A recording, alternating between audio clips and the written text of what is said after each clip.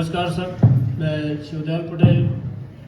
हमारा जैसे बताया जा रहा है आपको कि Jabalpur network of people living with HIV AIDS, ये हमारी एक पॉजिटिव लोगों की संस्था है सर। और जो पॉजिटिव लोग ही इस प्रोग्राम को रन कर रहे हैं। बिहार नाम का प्रोजेक्ट हमारे पास है, उसमें केयर एंड सपोर्ट प्रोवाइड हम लोगों को करवा रहे हैं। होता क्या है सर, ये दवाइयाँ हैं, इलाज है, फिर भी लोग हमारे वंचित हो रहे हैं। वंचित कहीं न कहीं हमारी जागरूकता का प्रचार उतना क्षेत्र के जमीनी स्तर तक नहीं पहुंच रहा, वो एक रीजन है। दूसरा, एक विश्वास लायक नहीं है कि इसका इलाज है। कुछ लोगों में ऐसी भ्रांतियाँ कि इसका इलाज नहीं है। तो हम उनको ये बताना चाहते सर कि अगर मैं अपनी बात करूँ तो मैं पिछले 2006 से 1 जनवरी 2006 को मेरा डायग्नोस हुआ था, मैं HIV पॉजिटिव पाया गया था।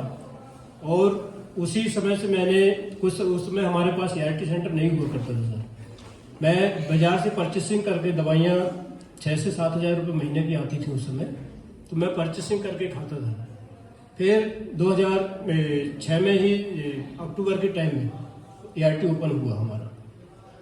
फिर हमने उस दवाइयों का, क्योंकि मुझे उस दवाइयों की वैल्यू पता थी और उनका टाइम भी पता था, उनके बारे में भी मुझे सारी चीज़ें बताई गई थी डॉक्टरों के द्वारा, तो मैं उसकी अहमियत को समझता था कि वो दवाइयों का क्या असर हो सकता है हमारे जीवन में।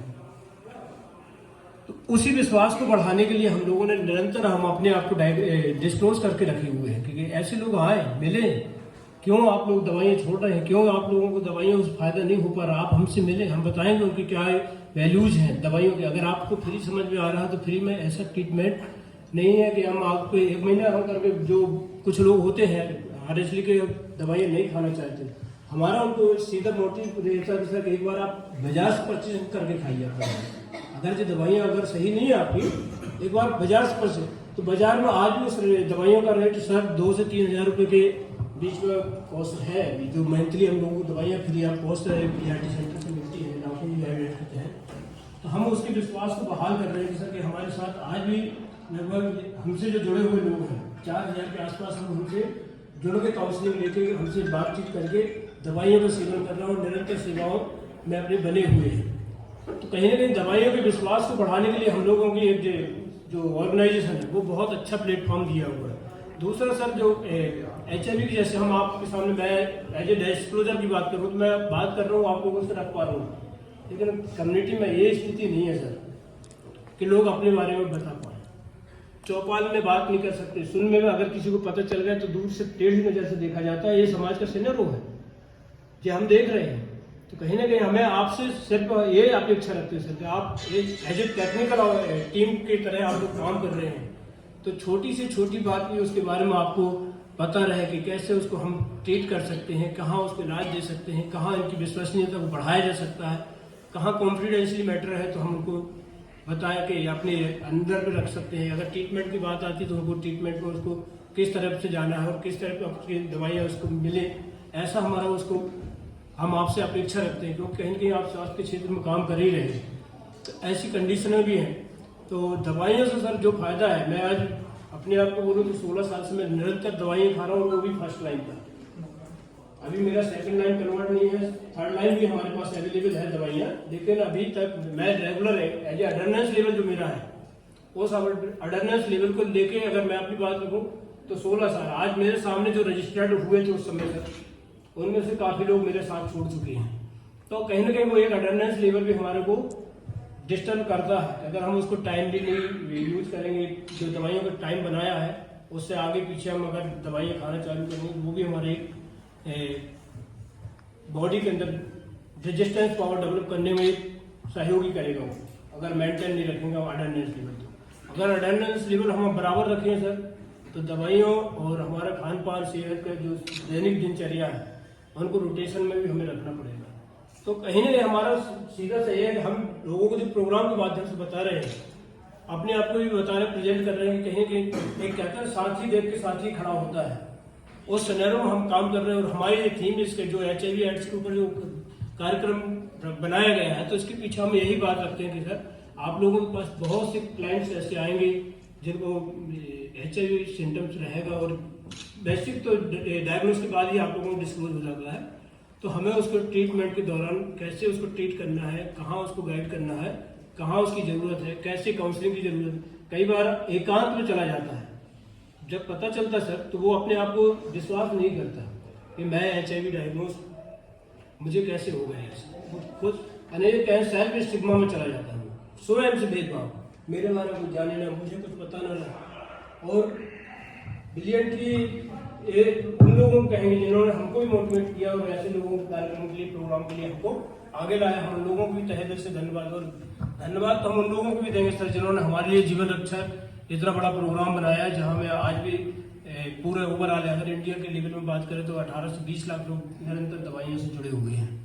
तो कहीं ना कहीं कार्यक्रम अच्छा है, और कार्यक्रम के साथ साथ जीवन में हमारे को बहुत एक प्रोग्राम दिया होगा कि हम कैसे अच्छे आप को रख सकते हैं।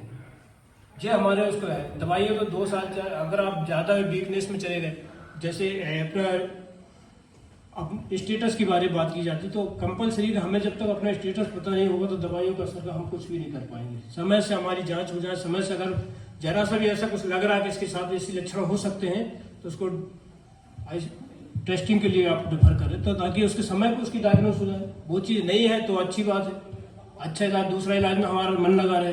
अगर हम दूसरा इलाज दिए जा रहे हैं और उसकी जांच नहीं हुई तो भी दिक्कत है। कहीं ना कहीं हम सिस्टम में ये चाहते हैं कि अगर लग रहा है वजन कम हो रहा है, सिफिलिस के सिम्टम्स उसको दिख रहे हैं और लूज मोशन उसके बंद नहीं हो रहा, दवाइयाँ देने के बाद भी ऐसी स्थिति बन रही तो हमें एक जांच उसकी कंपलसरी रखनी चाहिए, HIV टेस्ट होना चाहिए। एक उसके मेजर सिनेरियो पे है। तो सर मैं यही चाहता हूँ कि आप लोग जो फील्ड पे काम कर रहे हैं, कुछ लोग डायग्नोस रिपोर्ट देखने के बाद तो मेरे को एक डॉक्टर ने स्वयं बोल दिया था आप 2 से 6 महीने तक आप रह सकते हैं, बाकी ठीक है, हमारी तरफ से कोई इलाज नहीं। उस समय जब डायग्नोस हुआ था सर, और आज 16 साल है, मुझे उसके बाद को मैं एक्सेप्ट नहीं किया। तो मैंने कहा मुझे अब अपने लिए कुछ स्टेप्स लेना है। तो डॉक्टरों का सहयोग अच्छा रहा सर, और अच्छा ट्रीटमेंट आपकी ऐसे यूनिट मिला मुझे, तो मैं आप लोगों के बीच में अपने आप को रख पा रहा हूँ।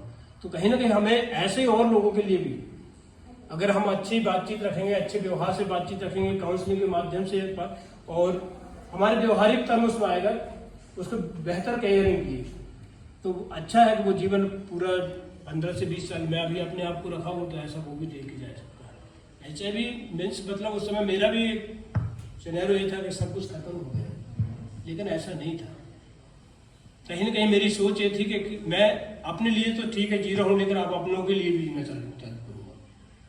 तो इस कार्यक्रम के माध्यम से हम लोगों को सेवाएं दे रहे हैं और काउंसलिंग भी दे रहे हैं, अपने बारे में भी बता रहे हैं और उनके बारे में भी सुन रहे हैं। उनको तो सिर्फ हौसला ये मिलता सर कि जब हम बताते हैं कि आपका कितने दिन से दवाइयाँ चालू हो रही हैं, वो कहते हैं बस 2-4 महीने से चालू हुई सर, वो मिले कोई दिक्कत नहीं, मैं 16 साल से दवाइयाँ खा रहा हूँ निरंतर। तो उसको एक लगता है कि अब मेरी जिंदगी कुछ है, एक सकारात्मक दृष्टिकोण उसको अपने आप में डेवलप होता है कि नहीं। जब मुझे किसी ने कुछ भी बताया, लेकिन सर जब 16 साल से खा रहा तो मुझे भी कुछ अच्छे लंबे समय तक खाने को मिलेंगी दवाइयाँ। तो ऐसा हमारा जीवन परिवर्तन के बीच में हम लोग बात कर रहे हैं, तो उसका हमें आउटकम भी अच्छा है कि जब डेथ रेट कम हुई है, डेथ जो HIV के साथ हो रही थी वो डेथ रेट कम हुई है। तो हमारा ये बेसिक है, और बाकी आप टेक्निकल इसके संदर्भ में सारी चीज़ें पता है, और जो भी आपके बीच में हमें कुछ अच्छा गाइडेंस कर सकते तो मैं आपका स्वागत है सर, और हम उसको अपने आप में इम्प्लीमेंट करेंगे। ऐसा मेरा प्रोग्राम के माध्यम से आपके साथ कमिटमेंट रहेगा। और बाकी इतनी कहना चाहूँगा सर, थैंक यू।